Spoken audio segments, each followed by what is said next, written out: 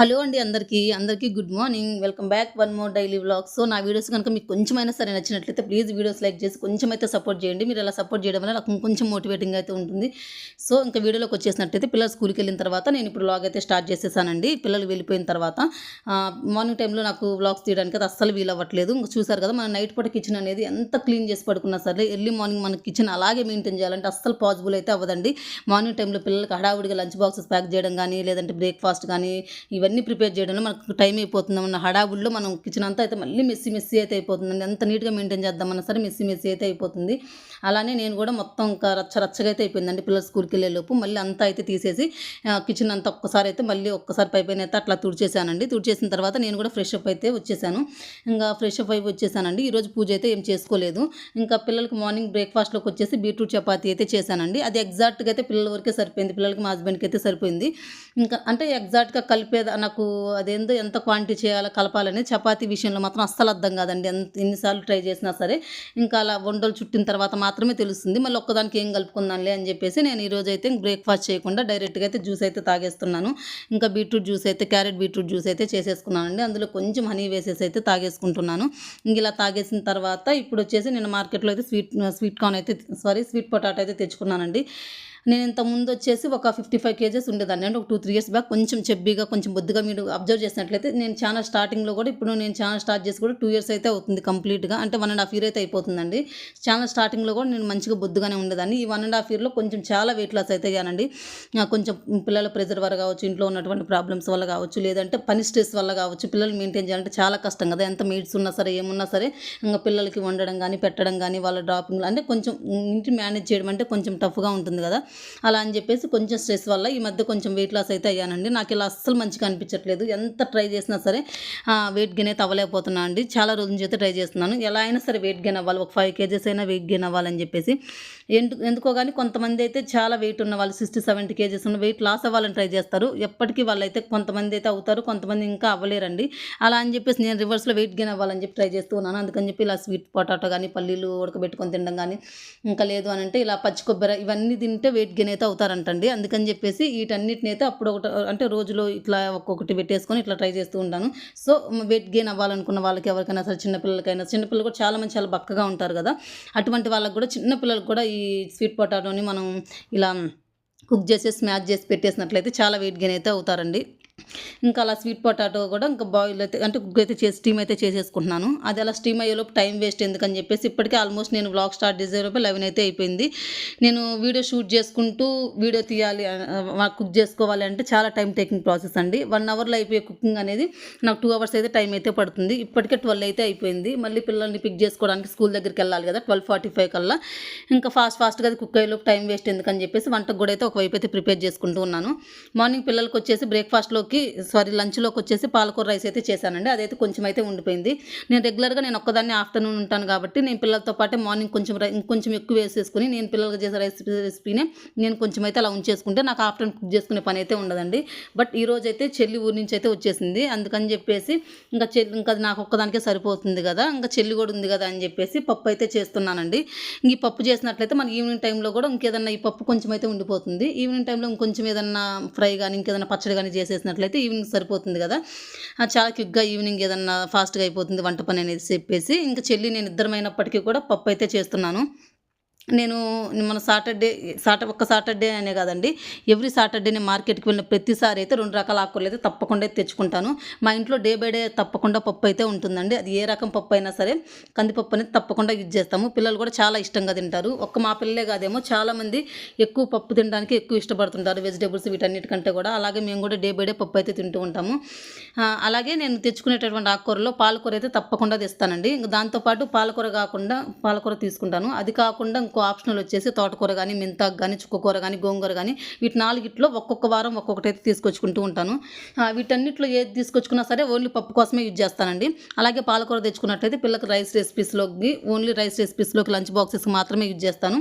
ఇంకా లేదు అని అంటే ఇంకొంచెం ఎక్స్ట్రా తీసుకొస్తే అప్పుడప్పుడు పాలకూర మామూలుగా మనం ఇప్పుడు బీట్రూట్ చపాతీ ఎలా చేస్తున్నామో అలాగే పాలకూర చపాతీ అయితే చేస్తూ ఉంటాను.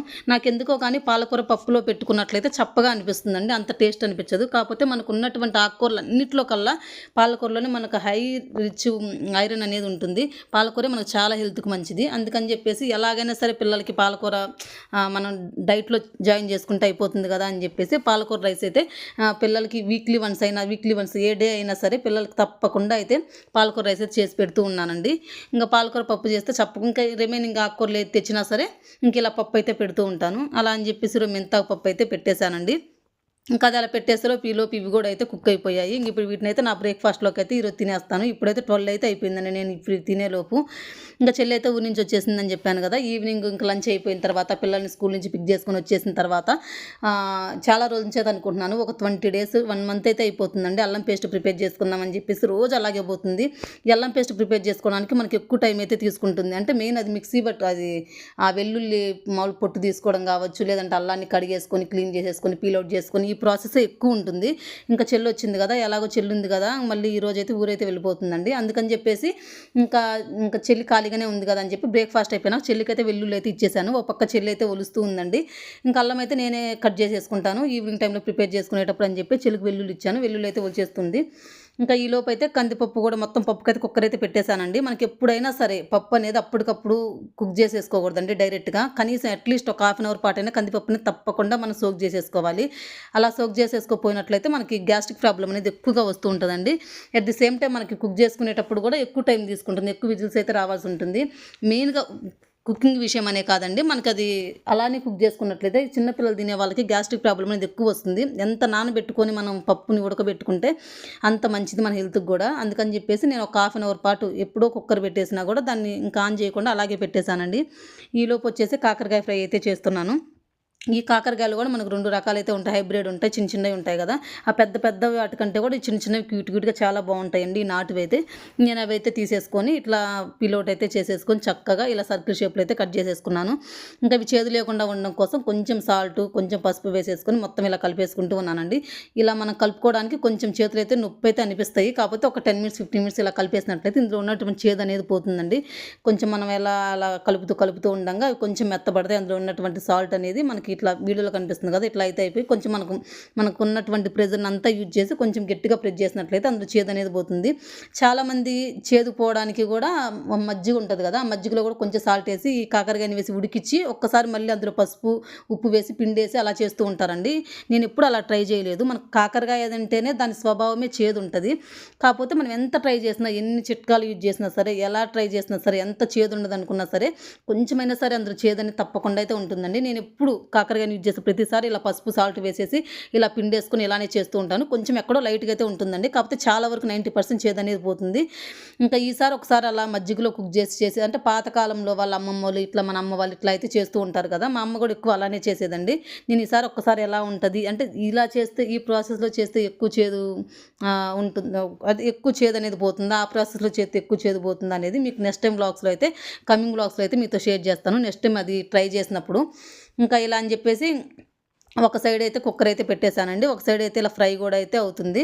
ఇంకా కుక్కర్ అయితే విజిల్స్ కూడా అయితే వచ్చేసాయండి. ఇంక విజిల్స్ వచ్చేసిన తర్వాత దాన్ని విజిల్ కూడా వచ్చేసిన వెంటనే మనం అయితే ఆన్ చేయొద్దండి. అలా నాకు 2 times అయితే జరిగింది. ఇంతకుముందు ఒక 7-8 years బ్యాక్ స్టార్టింగ్లో మా పెద్ద పాప పుట్టినప్పుడు అయితే అలా కుక్కర్ తెలియక ఇట్లా తీసేస్తే మొత్తం అయితే పేలిపోయిందండి.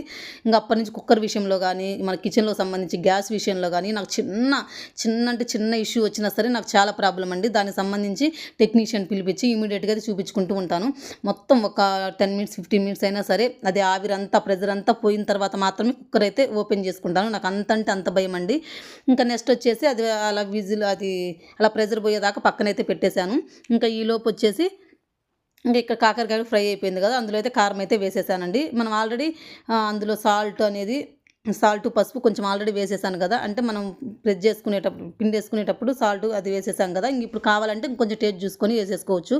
లేదు అని అంటే అలానే ఇంకా సరిపోతుంది అని అనుకుంటే ఉంచేసుకుని కొబ్బరి కారం చల్లేసుకుంటే ఫైనల్గా మనకు కాకరకాయ ఫ్రై అనేది రెడీ అయిపోతుంది. ఈ కాకరకాయ ఫ్రై కూడా చాలామంది క్రిస్పీగా తింటారు, అంటే మరీ చిప్స్ లాగా ఫ్రై చేసేసుకొని తింటూ ఉంటారు. నాకు అలా ఎందుకో నచ్చదండి. ఇలా కొంచెంగా మరి ఇలా కొంచెం పచ్చిగా కొంచెం క్రిస్పీగా ఇట్లా ఉంటేనే నేను తినడానికి ఇష్టపడతాను. నేనైతే ఇలానే స్టవ్ ఆఫ్ చేసుకుంటా. కాకపోతే మా పిల్లలు కొంచెం క్రిస్పీగా ఉంటే ఇష్టము. పిల్లలు తినాలి అని అన్నప్పుడు మరి నేను కొంచెం తీసేసుకొని పక్కన పెట్టేసుకొని ఒక బౌల్లో పిల్లల కోసం ఇంకొంచెం సేపు 5 మినిట్స్ ఫ్రై చేస్తే ఇంకా క్రిస్పీగానే తయారవుతుంది. ఇంకా అట్లా అంటే ఎవరికి ఎలా కావాలంటే ఒక్కొక్కరు ఒక్కోలాగా నచ్చుతుంది కదా, అందరికి ఒకేలాగా తినాలని రూల్ అయితే ఏం లేదు. ఇంకా సో ఈరోజు లంచ్లోకి వచ్చేసి మెంతాకు పప్పు అలాగే కాకరకాయ ఫ్రైతో మా లంచ్ అయితే అయిపోయిందండి. ఇంకా లంచ్ చేసేలోపే నాకు టైం వచ్చేసి 2:00 అయితే అయిపోయింది. ఇంకా 2:00 అయిపోయిన తర్వాత నేనైతే మిషన్లో వేయాల్సిన బట్టలు అయితే కొన్ని అయితే ఉన్నాయి. మిషన్ వేసేసి ఆన్ చేసేసి ఇంకా నేను లంచ్ అయితే తినేసాను. లంచ్ తినేసేలోపు నాకు ఒక 1/2 అవర్ అట్లా అయితే టైం అయితే పట్టింది. 2:45 కల్లా నేను స్కూల్ దగ్గరికి వెళ్ళేసి పిల్లలిద్దరిని బాబుని చిన్న పాపని అయితే పిక్ చేసుకొని వచ్చేసానండి. పెద్ద పాపనైతే ఆల్రెడీ ఇంక వ్యాన్ అయితే వచ్చేస్తుంది కదా, పెద్ద పాప తన పాటు తనే వచ్చేసింది. పిల్లలు స్కూల్ నుంచి పిక్ చేసుకొని వచ్చేలోపే నాకు 4:00 అయితే అయిపోయిందండి.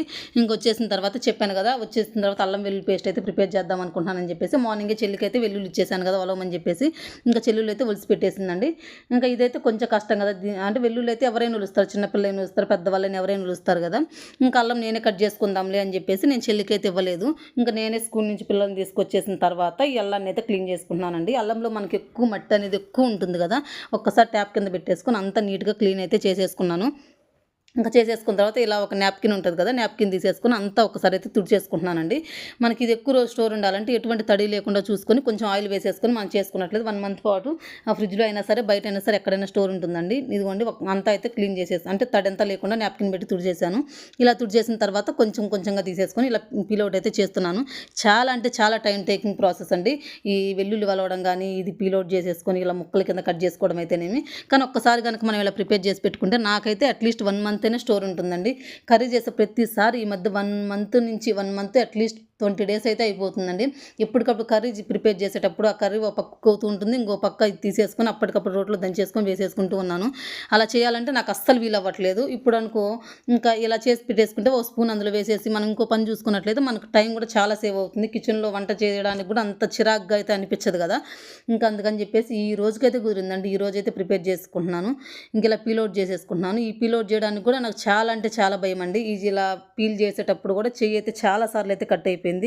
ఈ ఒక్క ఫింగర్ మాత్రం చాలా అంటే ఈ ఇండెక్స్ ఫింగర్ మాత్రం చాలా అంటే చాలా వరకు మొత్తం అన్ని ఫింగర్ మొత్తం ఘాట్లే ఉంటాయండి. ఒక 5-6 ఘాట్లు అయితే ఉన్నాయి. అలా కాకుండా ఇలా చాపింగ్ బోర్డు మీద పెట్టేస్తే చాలా నీట్గా అయితే కట్ చేసుకుంటాను. కానీ ఇలా ఫింగర్ మీద పెట్టి కట్ చేయాలంటే నా వల్ల అస్సలు అవ్వదండి. ఇలా చాపింగ్ బోర్డు మీద పెట్టి ఎన్ని కట్ చేయమన్నా సరే హ్యాపీగా అయితే కట్ చేసుకుంటాను. ఇంకా అలా పీల్ అవుట్ చేసేసిన తర్వాత కూడా మనకి ఎంతో కొంత అయితే కొంచెం మట్టి అనేది వస్తూ ఉంటుందండి. వీటికి కూడా కొంచెం రెడ్గా అట్లా తగులుతూ ఉంది. అందుకని చెప్పేసి మళ్ళీ వీటిని కూడా ఒక్కసారి వాష్ చేసేసి మళ్ళీ నాప్కిన్ పెట్టి మళ్ళీ తుడిచేసి మళ్ళీ కొద్దిసేపు డ్రై అయిన తర్వాత ఇలా చిన్న పీసెస్ కింద అయితే కట్ చేసేసుకుంటున్నాను. ఇక్కడ మీకు వీడియోలో కనిపిస్తుంది కదా, ఈ సైజ్ పీసెస్ కింద అయితే కట్ చేసుకున్నానండి. చెప్పాను కదా ఇలా చాపింగ్ బోర్డు మీద అయితే ఎన్ని వెజిటేబుల్స్ కట్ చేయమన్నా ఏం కట్ చేయమన్నా సరే హ్యాపీగా కట్ చేస్తాను. అంటే మనకు అప్పుడు ఫింగర్స్కి అంటే మన వేళ్ళకి అనేది అంత ప్రెజర్ అయితే ఉండదు కదా. అలా కాకుండా కొన్ని వెజిటేబుల్స్ అనేవి మనకి ఫింగర్స్ మీదే పెట్టుకుని హ్యాండ్స్ మీద ఇలా పీల్ చేయడం కానీ కట్ చేయడం కానీ అలా చేయాల్సి వస్తుంది కదా. అటువంటి కట్ చేయాలంటే నాకు ప్రతిసారి ఎన్నిసార్లు కట్ చేయాలంటే అన్నిసార్లు అయితే నా ఫింగర్స్ అయితే కట్ చేసుకుంటూనే ఉంటానండి. నా చేతి మొత్తం అవే ఘాట్లు అయితే ఉంటాయి. ఇంకా ఫైనల్గా అయితే కట్ చేశాను. చాలా అంటే చాలా టైం అయితే పట్టిందండి. ఎంత అంటే కొంచెం అల్లం అనేది కొంచెం గట్టిగా ఉంటుంది కదా, అది కట్ చేయడానికి అయితే నాకు చాలా టైం అయితే పట్టింది. నిదానంగా చూసుకొని మెల్లగా అయితే కట్ చేసుకున్నాను. ఒక 1/2 అవర్ పాటు కూర్చొని చాలా టైం అయితే అయిపోతుంది. ఇప్పుడు టైం వచ్చేసి 5:30. నేను 4:00 స్టార్ట్ చేస్తాను. 5:30 అయిందండి. మొత్తం క్లీన్ చేసేసుకొని పీల్ అవుట్ చేసేసుకొని వాటిని మళ్ళీ తుడిచేసుకొని ఒక 10 మినిట్స్ పాటు ఫ్యాన్ కింద డ్రై పెట్టుకొని ఇదంతా చేసేలోపు అయితే నాకు 1.5 అవర్ టైం అయితే పట్టింది. ఇంకా ఎలాగోలా మొత్తం అయితే కట్ చేసేసుకున్నానండి. ఫైనల్గా 2 కలిపి మిక్సీ అయితే వేసేస్తున్నాను. చూడండి నాకు ఈ మిక్సీ జార్ కూడా నిండిపోయింది. ఇది మళ్ళీ గ్రైన్ అవుట్ అవుతుందో లేదో అయితే చూడాలి. లేకపోతే 2 మళ్ళీ సపరేట్గా తీసేసి ఒక 2 times 2 బ్యాచెస్ కింద వేయాలి. ఇందులో అయితే నేను కొంచెం ఆయిల్ అయితే వేస్తున్నానండి. ఈ ఆయిల్ అయితే మనం డీప్ ఫ్రై చేసి పక్కన పెట్టేశాను కదా, కొంచెం కంటైనర్లో వేయంగా కొంచెం అయితే పక్కన మిగిలిపోయిందండి. ఫస్ట్ అది యూజ్ చేసి తర్వాత కంటైనర్లో యూజ్ చేద్దామని చెప్పేసి పక్కన అయితే పెట్టేసుకున్నాను. సో ఇందులో మన ఆయిల్ అనేది కొంచెం ఎక్కువగానే పడుతుందండి. ఆయిల్తో పాటు చాలామంది పసుపు కూడా వేసుకుంటారు. నేను కూడా అప్పుడప్పుడు పసుపు కూడా వేస్తుంటానండి. బట్ ఈసారి ఎందుకు పసుపు అయితే వేయాలనిపించలేదు. ఒకసారి ఇలా ట్రై చేద్దామనిపించింది. అంటే పసుపు వేసింది ఎలా ఉంటుంది, లాస్ట్ టైం పసుపు వేసి అయితే యూజ్ చేశాను. ఇంకా ఈసారి పసుపు వేయకుండా అయితే యూజ్ చేస్తున్నానండి. మనకి ఇందులో ఆయిల్ వాటర్ అనేది ఎలాంటి పరిస్థితుల్లో కొంచెం ఒక డ్రాప్ కూడా ఆయిల్ అయితే యూజ్ చేయొద్దండి. వాటర్ అనేది యూజ్ చేయొద్దు. ఆయిల్ కొంచెం ఎక్కువ అయితే పడుతుందండి. ఇంకా పసుపు కావాలంటే వేసుకోవచ్చు, లేదంటే లేదు, ఆప్షనల్. ఇలా మొత్తం తీసేసుకొని ఇలా 8 కంటైనర్లు స్టోర్ చేసుకుంటే మన ఫ్రిడ్జ్లో కానీ బయట అయినా సరే 1 మంత్ పాటు అయినా సరే హ్యాపీగా స్టోర్ అయితే ఉంటుంది. సో ఈ వీడియో అయితే ఇంతేనండి. వీడియో అనిపిస్తుంది తప్పకుండా కామెంట్ చేయండి. అలాగే వీడియో నచ్చితే ప్లీజ్ ఒక లైక్ చేసి కొంచెం సపోర్ట్ అయితే చేయండి. మరొక మంచి వ్లాగ్తో మీ ముందుకు వచ్చేస్తా. Until then keep watching.